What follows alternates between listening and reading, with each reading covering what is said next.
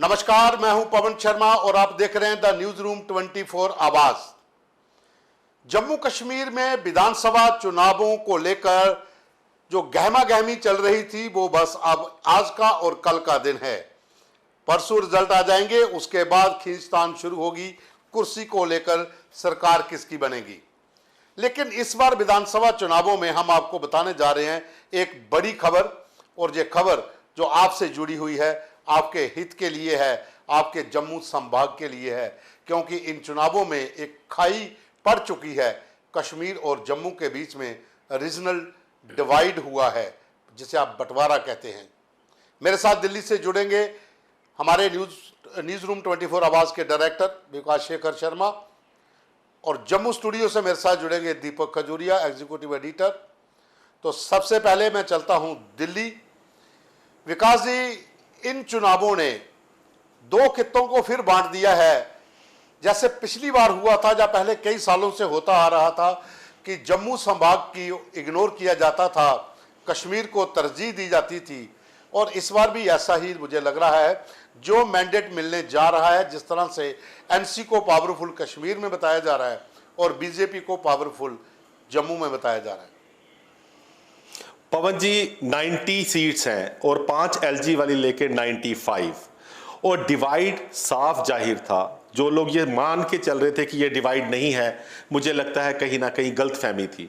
लेकिन गलती कहीं ना कहीं सबसे बड़ी पार्टी जो नेशनल लेवल में रूल कर रही है, बीजेपी, उसने एक बहुत बड़ी गलती कर दी कि अभी आप देखिए, जैसे जैसे एग्जिट पोल्स हुए और पूरी इलेक्शन पूरी हो गई, वैली से एक आवाज़ गूंज कर बाहर आ रही है। ये नहीं है कि वो आवाज़ दबी हुई है कि NC and Congress, if the alliance is getting closer to the majority, PDP will give outside support. And मुझे लगता है ऐसे ही और भी छोटे मोटे लोग आगे आएंगे। कांग्रेस जम्मू खित्ते से जीतकर उन्हीं को सपोर्ट देने जाएगी। तो कितनी बड़ी गलती होगी ना हमसे कि जम्मू में हमारे पास कोई रीजनल पार्टी नहीं, हम 3-4 इंडिपेंडेंट के सहारे बीजेपी को छोड़ रहे हैं। चाहे बीजेपी 22 सीट लाए या 30 सीट लाए, वो 46 से 48 का आंकड़ा टच करने के लिए उनको भी किसी के साथ अलायंस करना है। बट इन्होंने ऐसी स्थिति कर दी when they are trying to say it's BJP versus valley. तो BJP, if it's looked up as a Jammu party, but we should remember it's our national party, the party that's ruling the center. This kind of sentiment against BJP in the valley is not welcome, and Jammu will not support this ever. ये बात अगर 20 दिन पहले चला दी होती तो शायद जिस तरीके से पोलिंग हुई थी उसका ट्रेंड ही बदल जाता। ये गलती होगी बीजेपी से, ये गलती होगी जम्मू वालों से। अब तो जो रिजल्ट आएगा परसों आएगा, लेकिन ये डिवाइड जब ये कश्मीर से ये आवाज़ आती है, नेशनल चैनल पे एग्जिट पोल, या जम्मू में भी जो दबी आवाज़ में ये बात कर रहे हैं, ये बात पवन जी कहीं ना कहीं दिल को दुखाती है। बिल्कुल आप सही कह रहे हैं कि ये दिल को दुखाने वाली बात है। जिस तरह के ट्रेंड हुए, जिस तरह से जहां पर अरेंजमेंट्स हुए, जिस तरह से पॉलिटिकल पार्टीज ने अपनी तैयारियां की और जम्मू को एक साइड पे कर दिया। दीपक खजूरिया से मैं बात करूंगा। दीपक, रीजनल पार्टीज की जब बात होती है तो क्यों एनसी, पीडीपी, जम्मू की क्या कोई ऐसी रीजनल पार्टी नहीं बन पाई, जहां हमारे नेता इस काबिल नहीं थे कि जम्मू संभाग के भीतर 43 सीट्स हैं, वहां पर कोई ऐसी रीजनल पार्टी जो अपना दमखम दिखा सके और केंद्र की किसी भी पार्टी को यह मजबूर कर सके कि आपको हमारा साथ लिए बिना जहां पर काम नहीं हो पाएगा। देखिए पवन जी, अगर हम दो चीज़ें हैं, मैं दो चीज़ों पे बात करूंगा। सबसे पहले मैं उस पर बात करूंगा जो हमारा इस डिस्कशन का आपने मेन टॉपिक लिया है, टाइटल लिया है कि रीजनल डिवाइड वंस अगेन। एक बार दोबारा से रीजनल डिवाइड हो गया जम्मू और कश्मीर में। जो एग्जिट पोल आ रहे हैं, और मुझे लगता है नतीजे भी उसके ज़्यादा दूर नहीं होंगे, आसपास ही होंगे। बड़ी बात यह है कि जम्मू और कश्मीर में जो रीजनल डिवाइड है, ख़ास तौर पे पॉलिटिकल रीजनल डिवाइड, ये क्यों होता है, इसके ऊपर गौर करना पड़ेगा। हो रहा है ये तो बड़ी बात है, मगर हैरान कर देने वाली बात यह है कि जम्मू कश्मीर को जब हम नया जम्मू कश्मीर कह रहे हैं, और 2014 के बाद पीडीपी और बीजेपी की जो सरकार बनी थी, आखिर वो भी तो रीजनल डिवाइड का नतीजा था। 28 सीटें पीडीपी जीत के आई थी, जिसमें मैक्सिमम कश्मीर से थी, और बीजेपी की 25 जम्मू में से थी। दोनों नॉर्थ पोल साउथ पोल, तब मुफ्ती मोहम्मद सैयद ने कहा था नॉर्थ पोल और साउथ पोल मिले हैं। तो बात तो वही थी कि दो रीजन मिले हैं जिनकी सोच, पहनावा, खाना, बोली अलग अलग है। जम्मू कश्मीर का कई बार ये पॉजिटिव चीज़ ली जाती है कि दोनों रीजन का सब कुछ अलग है, मगर फिर भी ये रीजन एक स्टेट बनाते हैं। अब भी ये रीजन चाहे एक स्टेट है, मगर रीजनल डिवाइड दूर नहीं हो पाया। चाहे 370 चली गई, 35 से चला गया, नया जम्मू कश्मीर की बात है, चाहे केंद्र की बीजेपी ने जम्मू से ज़्यादा डेवलपमेंट कश्मीर में करवाई हो, चाहे उनका पहला प्रेफरेंस कश्मीर में हर चीज़ को दी गई हो, फिर भी कश्मीर ने बीजेपी को वोट नहीं दिया। अभी भी जो चीज़ें निकल के आ रही हैं, हम 1 या 2 सीटों पर फाइट कह रहे हैं केवल कश्मीर में बीजेपी के लिए, जबकि 19 कैंडिडेट थे। इसमें 2 चीज़ें हैं, एक तो रीजनल डिवाइड, रीजनली तो है ही है। दूसरा एक बहुत इंपॉर्टेंट चीज़ ये है कि कश्मीर में 6 से 7 सीटों पर कश्मीरी पंडित कैंडिडेट उतारे गए थे, और वो कैंडिडेट उतारे और बीजेपी के कैंडिडेट थे 19 सीटों पर, और बहुत बड़ा चंक हमारा कश्मीरी पंडित वोटर्स का है। क्या कश्मीरी पंडित वोटर्स ने भी बीजेपी को वोट नहीं किया? ये सोचना और देखना बहुत अहम होगा।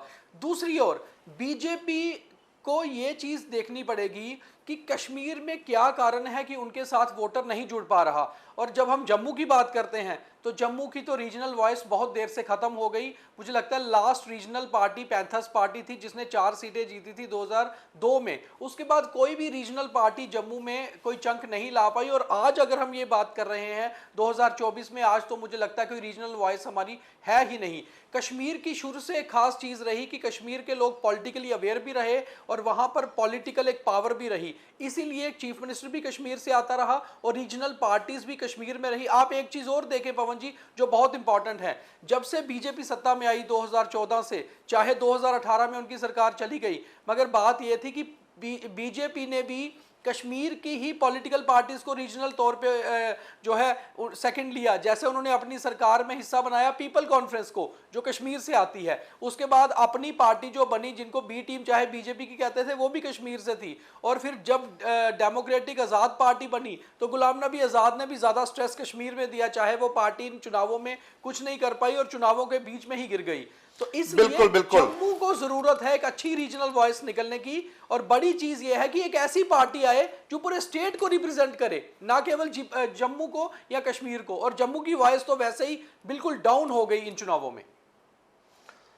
हाँ, बिल्कुल आपकी बात भी सही है कि जब अपने पास ही लीडर की कमी हो, जहां अपना जो जम्मू संभाग है, यहां पर इस चीज़ को हम जूझ रहे हैं कि कोई रीजनल पार्टी ऐसी नहीं है जो सेंटर को ये मजबूर कर सके कि आपको हमारा साथ चाहिए। पहले थी, प्रोफेसर भीम सिंह थे, अब महरूम हैं, स्वर्गीय हैं।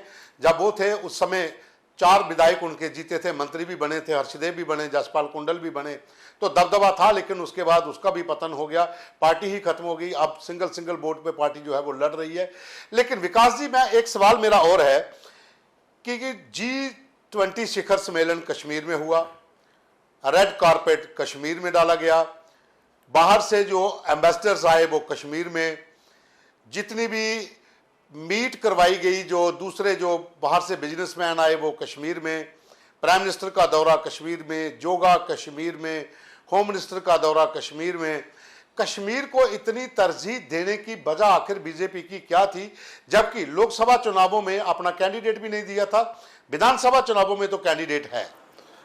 पवन जी, इसमें ज़रा सोच समझ के हमें बात करनी चाहिए। बिकॉज जब कश्मीर में आप G20 करते हो और बाहर के लोगों को वहाँ बुलाते हैं, जहाँ इंडस्ट्री को वहाँ दिखाते हो, देखिए हम अपने घर की बात करें, घर में कई कमरे होते हैं, लेकिन जब गेस्ट आता है तो आप उसको अपने बेस्ट यानी ड्राइंग रूम में वेलकम करते हैं। तो उसी तरह कश्मीर इतने सालों से लगातार टूरिस्ट मैप पर, टूरिज्म मैप पे, वर्ल्ड मैप पे एक ऐसी जगह थी जिसको जम्मू एंड कश्मीर की जब बात करते थे तो कश्मीर के थ्रू केटर करते थे, सारा डेवलपमेंट कश्मीर में हुआ था। और जब G20 समिट के लिए आए तो Kashmir being pride of J&K, अगर श्रीनगर में वो किया, उससे शायद जम्मू वालों को दिक्कत नहीं थी, क्योंकि आर्टिकल 370 हटने के बाद बीजेपी मानती थी कि जम्मू को डेवलप किया जाएगा, जम्मू को उसका हक दिया जाएगा। वो मिला कि नहीं मिला वो अलग बात है। उस तरह से अगर किया गया तो वो एक तरीके से ठीक था। हम जम्मू के लोग भी कश्मीर को अपनी प्राइड लेके चलते हैं, हम यहाँ पे दोगलापन नहीं करते। लेकिन जब ये बात कश्मीर वालों के ऊपर आती है तो वो जम्मू को अपना कहीं ना कहीं बुरा माने वो दुश्मन लेके चलते हैं। अब बात आई बीजेपी वहाँ पे क्यों बारी बारी जाती है। पवन जी, उनके दिलों में गैप है देश को लेके। हमारी बॉडी का कोई भी मसल या कोई भी लिम्ब जब कमज़ोर होता है, हम कोई भी एक्सरसाइज उसको स्ट्रॉन्ग करने के लिए करते हैं। तो ये पूरी एक्सरसाइज उस प्यार को बढ़ाने के लिए, उस सेंटीमेंट को लाने के लिए कि देखो भारत आपको वेलकम करता है, आपकी डेवलपमेंट का ख्याल करता है। इसलिए हमारे बड़े नेता भले ही प्रधानमंत्री रहे हों और जहां होम मिनिस्टर रहे हों, वो कश्मीर गए। ये एक अच्छे सेंटीमेंट में किया गया, लेकिन अगला उसको अगर गलत तरीके से ले जाए कि ये समझे कि ये लोग इतने स्ट्रांग होकर उनकी चाटुकारिता कर रहे हैं, ऐसा नहीं था। ये क्लोजनेस बढ़ाने के लिए स्टेप्स थे, लेकिन कहीं ना कहीं कश्मीर वालों ने चालाकी करी, डेवलपमेंट ले ली, अच्छी अच्छी चीज़ें ले ली, पर दिलों की दूरी बनाए रखी।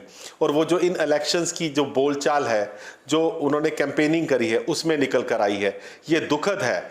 अगर प्रधानमंत्री और होम मिनिस्टर ने या इस देश ने या जम्मू ने बड़ा दिल दिखाया था, तो जो कश्मीरियत, इंसानियत, वो बड़ी बड़ी बातें करते हैं, कश्मीर ने बड़ा दिल दिखाना चाहिए। जम्मू कश्मीर एक है, एक जगह के लिए इलेक्शन हुई है। ये जो डिवाइड की बातें आ रही हैं कि हम वहां से सपोर्ट कर देंगे ताकि भाजपा की सरकार ना आए, जम्मू वालों की सरकार ना आए, ऐसे में तो आड़े हाथों अपने कांग्रेस को लेना चाहिए कि अगर इस किस्म की सरकार बनती है जहां एनसी कांग्रेस के पीछे पीडीपी अपना इंजन लगाती है और कश्मीर की बात होती है और जम्मू कश्मीर का डिवाइड है, क्या ऐसे मौके पे कांग्रेस एनसी को सपोर्ट अभी भी देगी? बात तो हमें कांग्रेस से ये प्रश्न पूछना चाहिए। पवन जी, ये बहुत गंदा डिवाइड होने वाला है। इलेक्शन के रिजल्ट अनाउंस होने दीजिए। मैं मानता हूं बीजेपी 31 से 32 सीट लेकर अपना वर्चस्व जताएगी, लेकिन अगर ऐसा नहीं हुआ तो चीजें गंदी होंगी। मैं आपको वार्न कर रहा हूं। देखिए, ये भले ही आप इस बात के ऊपर यकीन करें या ना करें, लेकिन कहीं ना कहीं जम्मू खित्ते में और कश्मीर खित्ते में जो दोनों ही लोग हैं, इनके बीच में जो खाई है, वो अलगाववाद की विचारधारा को जब जब बढ़ावा मिला तब तब बढ़ती गई है। ये बात अलग है कि यूएनओ लेवल के ऊपर आपने दुनिया को ये दिखा दिया कि कश्मीर में धारा 370 और 35 से हटने के बाद स्थिति नॉर्मल है, पथराव नहीं हुआ है, वहाँ पर बड़े बड़े लोगों को बुलाया गया। ये एक अच्छा संकेत भी था जम्मू कश्मीर की डेवलपमेंट के लिए भी, हम भी इस चीज़ को मानते हैं। लेकिन रही बात कांग्रेस और नेशनल कॉन्फ्रेंस को जो अलायंस हुआ है, उसे लेकर कांग्रेस की स्थिति तो पहले से स्पष्ट थी, क्योंकि भाजपा के साथ तो कांग्रेस जा नहीं सकती थी। आज आके उनके पास दो ही ऑप्शन थे, या पीडीपी या एनसी। लेकिन कश्मीर संभाग के भीतर जो हालात बने, जो वहां पर अलगाववाद की विचारधारा बढ़ी, दीपक, मैं इस पे आपका टेक लेना चाहूंगा कि क्या जो सेपरेटिस्ट मूवमेंट को बढ़ावा देने के लिए वहां पर लोग खुलकर मैदान में आए, चुनाव लड़ा, कहीं वो वजह तो नहीं कि जम्मू संभाग और कश्मीर संभाग की खाई को और बढ़ाते गए और मजबूत करते गए? देखिए पवन जी, फिर एक बात आती है कि कश्मीर यूनाइटेड है, सबसे बड़ी बात है। आप एक चीज़ देखिए कि अभी एग्जिट पोल ही केवल आए हैं और एग्जिट पोल में सिर्फ ये दिखना शुरू हुआ है कुछ चैनल्स के एग्जिट पोल ने कि एनसी और कांग्रेस का अलायंस लीड कर रहा है और शायद सरकार बनाने के करीब पहुंच सकता है। उसी समय महबूबा मुफ्ती, जो कि किसी समय आर्क राइवल हुआ करती थी नेशनल कॉन्फ्रेंस की, 2002 में पीडीपी की सरकार आई तो एनसी ऑपोजिशन में थी, 9 में एनसी कांग्रेस की सरकार आई तो पीडीपी ऑपोजिशन में थी, फिर 14 में पीडीपी बीजेपी आई तो एनसी ऑपोजिशन में थी। मगर जब उन्हें लगा कि कश्मीर की बात करनी है तो वो दोनों गुपकार अलायंस में इकट्ठे हो गए। तो आज महबूबा मुफ्ती ये स्टेटमेंट दे रही हैं कि हम अगर ज़रूरत पड़ी तो एनसी कांग्रेस को बाहर से सपोर्ट करेंगी। तो इसका मतलब साफ सी बात है कि चाहे सेपरेटिस्ट हो, चाहे सॉफ्ट सेपरेटिस्ट हो, चाहे मेन स्ट्रीम पार्टीज हो, जब बात कश्मीर की आती है तो एक साथ होते हैं। वही एक कमी हमारे जम्मू में रह जाती है कि जब जम्मू की बात करने की बात आती है तो यहाँ के कांग्रेस लीडर, यहाँ के बीजेपी के लीडर हो, यहाँ के कोई रीजनल लीडर्स हो, या फिर यहाँ के बाकी लोग जो किसी पार्टी के साथ नहीं है, हम लोग कभी एक प्लेटफॉर्म पे साथ नहीं हुए। जब मैं कहता हूँ तो जम्मू की बात है। अब बड़ी बात इसमें कमी ये रहती है कि जम्मू को कभी भी किसी रीजनल फोर्स ने रिप्रेजेंट नहीं किया। जम्मू हमेशा डिपेंड रहा दिल्ली पर, क्योंकि जो हाई कमांड है नेशनल बीजेपी की या आईएनसी की, इंडियन नेशनल कांग्रेस की, वो दिल्ली से ऑपरेट करती है। और उन्होंने एक चीज में बहुत बड़ी कमी रखी, दोनों पार्टीज ने ही यहाँ पर जो बेसिक यूथ और अच्छी रीजनल लीडरशिप है उसको इमर्ज नहीं किया। उन्होंने उसी को इमर्ज किया जो उनके हेंचमैन हैं, ब्लू आइड बॉयज हैं, जो उनको सूट करते हैं, उनको आगे रखा। मैं इसमें बीजेपी की भी बात करूंगा कि बीजेपी आज अगर कम नंबर नंबर पे आ रही है। तो बीजेपी की एक कमी है शायद, जो दिल्ली बैठे हुए कुछ बड़े नेता अगर हमारी ये बात कभी सुने या हमें देखें तो ये बात जरूर वो समझेंगे, क्योंकि जम्मू कश्मीर में कांग्रेस ने भी अपने स्टेट यूनिट को या बीजेपी ने उतना स्ट्रांग नहीं रखा कि वो यहाँ की रीजनल बात कर पाए, जबकि पीडीपी और एनसी के हेडक्वार्टर्स कश्मीर में है, वो यहीं से ऑपरेट करते हैं। इसीलिए वो सेपरेटिस्ट जो चीज़ें हैं या हार्ड सेपरेटिस्ट हैं या सॉफ्ट है, उनको कहीं ना कहीं सपोर्ट करते हैं और यूनाइट रहते हैं हर पॉइंट पे। हम लोग वैसे यूनाइटेड नहीं है, ये एक कमी रही। अब दूसरा आपका जो सवाल था कि सेपरेटिस्ट मूवमेंट, तो आप एक चीज़ देखिए कि इस बार जितने भी सेपरेटिस्ट थे, क्या वो जमात थी, क्या वो इंजीनियर रशीद जैसे मॉडरेट सेपरेटिस्ट थे, वो सभी चुनाव लड़ रहे हैं। तो अगर सभी आइडियोलॉजी के लोग इस बार कश्मीर में चुनावी मैदान में थे, तो आप एक चीज़ तो मान के चलिए कि उनमें से कोई भी जीतेगा बात तो कश्मीर की ही करेगा। और जहां सेपरेटिस्ट सॉफ्ट है या हार्ड है, मॉडरेट है या हार्ड लाइन है, आखिर है तो सेपरेटिज्म ही ना। तो कहीं ना कहीं जब सरकार बनाने की बात आएगी तो कश्मीर से जितने भी रिप्रेजेंट जो भी कश्मीर को करेंगे, उनकी आइडियोलॉजी बड़ी क्लियर रहेगी। इसलिए पवन जी, जो रीजनल डिवाइड है वो बना रहेगा, वो अपने रीजन की ही बात करेंगे, पार्टी कोई भी हो। तो जम्मू की बात नहीं हो पाएगी, क्योंकि जम्मू की बात करने वाली बेसिक जो चीज़ें हैं उनकी डोर फिर दिल्ली के हाथ में होती है, और जो जम्मू की बात है वो पीछे रह जाती है। इसलिए इस रीजनल डिवाइड को दूर एक ही शर्त में किया जाता है कि कोई ऐसी पार्टी बनकर निकले जिसका हेडक्वार्टर जम्मू में हो मगर उसके रिप्रेजेंटेटिव कश्मीर में भी हो। उसके लिए कश्मीर के मॉडरेट लोगों को साथ जुड़ना पड़ेगा, मगर वो बहुत मुश्किल है फिलहाल के हालात में। ये कोशिशें तो हो चुकी है, हेडक्वार्टर जम्मू में भी बनाया गया, जम्मू के लीडर भी साथ लाए गए, कश्मीर के लीडर भी साथ लाए गए, लेकिन हुक्म फिर भी कश्मीर से ही चला।